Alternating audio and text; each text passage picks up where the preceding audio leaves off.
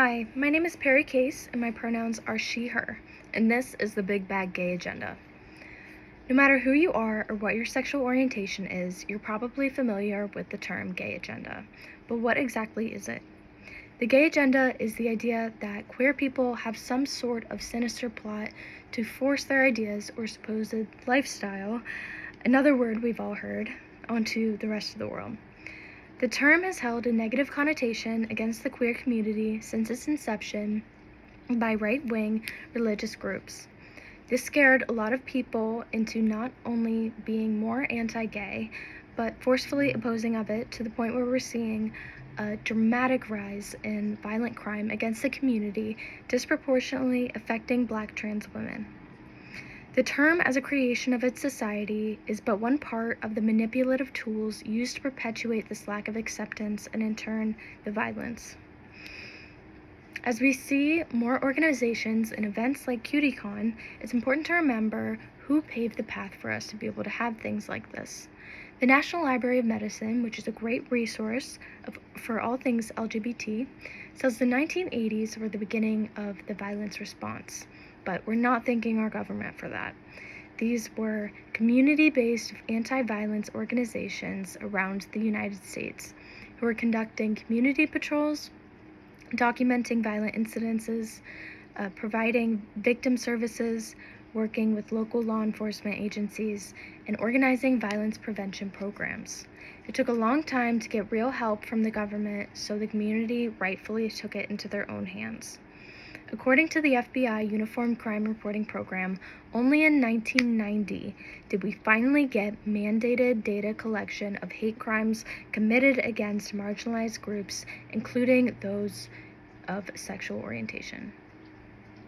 The very data that was necessary to receive recognition for the crimes against LGBTQ individuals and to implement change accordingly was finally available.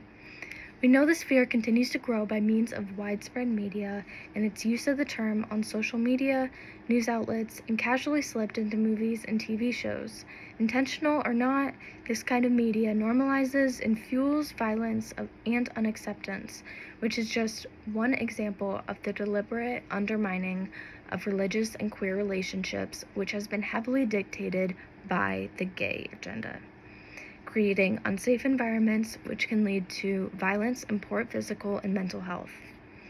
It's important to know that the conversation about the gay agenda from an LGBTQ standpoint is not to place blame on religion, but to instead create a liberated space for religious queer people and non-religious queer people as a result of the pitting against each other in which the term succeeded. While the majority of the LGBTQ+ population is not religiously affiliated, according to the Pew Research Center, a third of religiously affiliated LGBTQ adults say there is a conflict between their religious beliefs and their sexual orientation or gender identity.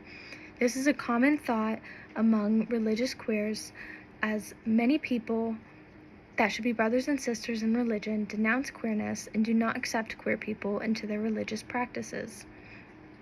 Those few places, typically churches, that are accepting of LGBTQ+ individuals are not seen by the rest of the community as real Christians because they do not follow a specific text in the Bible. It's hypocritical, if you ask me, and probably any other queer person. We all know that they don't follow the Bible word for word. And if they did, in fact, people would be killed for wearing mixed fabric clothing, murdering those who don't follow their religion, and somehow there's also a death sentence for shaving or cutting hair, according to Hub Pages. So with all this in mind, what is holding those individuals back from this critical thinking and awareness of what they themselves are participating in?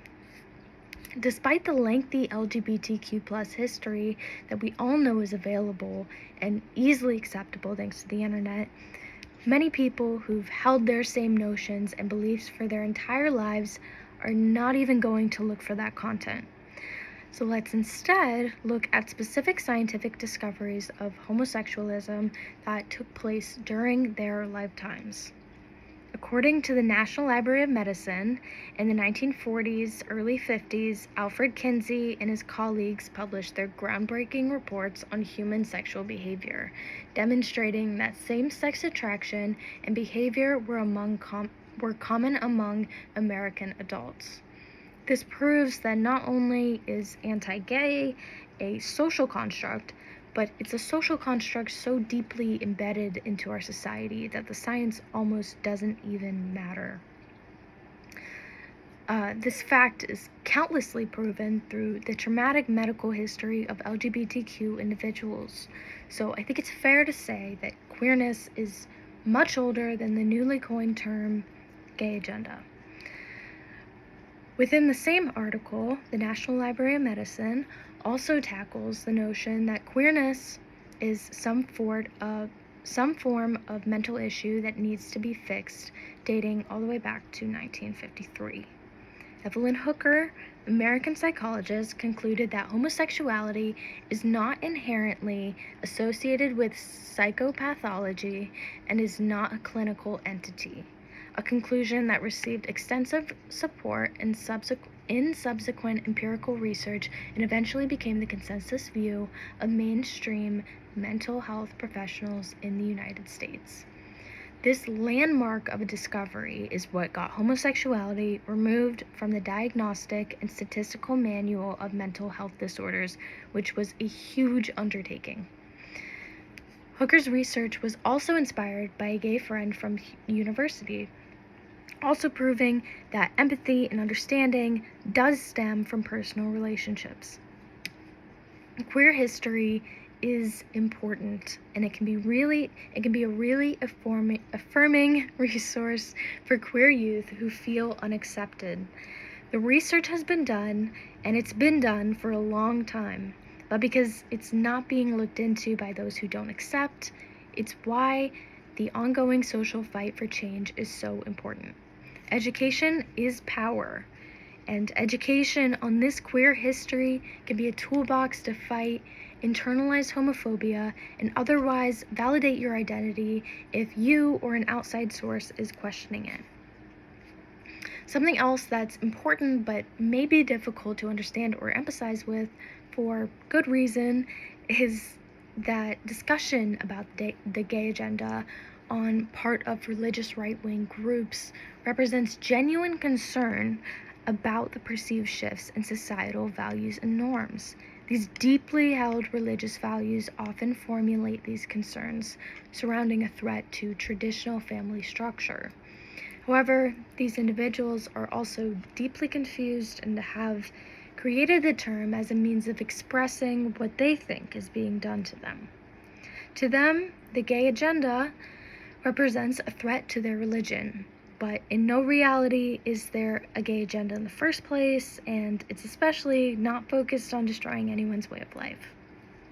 I know this, you know this, but coming back to the point of education, these are people with, again, very traditional values who likely listened and held on to every single word their parents said and took it as truth. Today, the educational system has done a lot of queer history erasure, including the history of other marginalized groups. Because of all of this, I think it's fair to say that homophobia is a product of a lack of education. So because the term gay agenda has been weaponized to perpetuate fear and discrimination against the LGBTQ plus community, primarily by certain right-wing religious groups, it's important to be aware of these subtle weapons and how they wield them. The manipulation through media and societal discourse contributes to the creation of unsafe environments for queer individuals, fostering violence. The only way to cope and to defend yourself from internal or external aggression is to be educated, not only on general knowledge, but on the scientific, irrefutable research. No matter how secure you are in your identity, there will always be other queer people who need that guidance and will benefit greatly from having a knowledgeable friend.